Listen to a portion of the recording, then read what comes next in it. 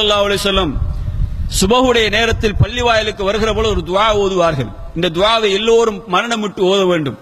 அல்லாஹும்ம ஜஅல் ஃபீ கல்பி நூரா, யா அல்லாஹ் என்னுடைய உள்ளத்துக்கு வெளிச்சத்தை ஏற்படுத்துவாயாக.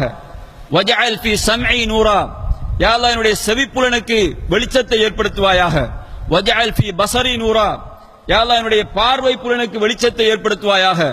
வஜஅல் மின் கல்பி நூரா, யா அல்லாஹ் எனக்கு பின்னாலும், அமாமி நூரா எனக்கு முன்னாலும், வமின் ஃபௌகி நூரா எனக்கு மேலாலும், வமின் தஹ்தி நூரா எனக்கு கீழாலும் பிரகாசத்தை ஏற்படுத்துவாயாக.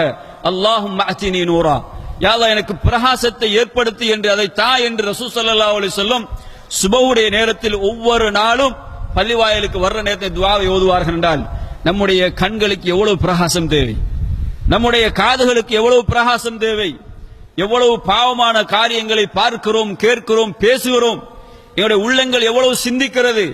அன்புள்ள சகோதரர்களே, இந்த உள்ளம் எங்களிடத்திலே எப்பொழுது பரிசுத்தமாக இருக்கிறதோ, எங்களுடைய உள்ளம் எப்பொழுது வெளிச்சமாக இருக்கிறதோ அப்பொழுதுதான் அந்த உள்ளத்தில் ஈமான் துளிர் விட்டுக் கொண்டிருக்கும். பாவம் என்பது வெறுப்பாக அமைந்துவிடும்.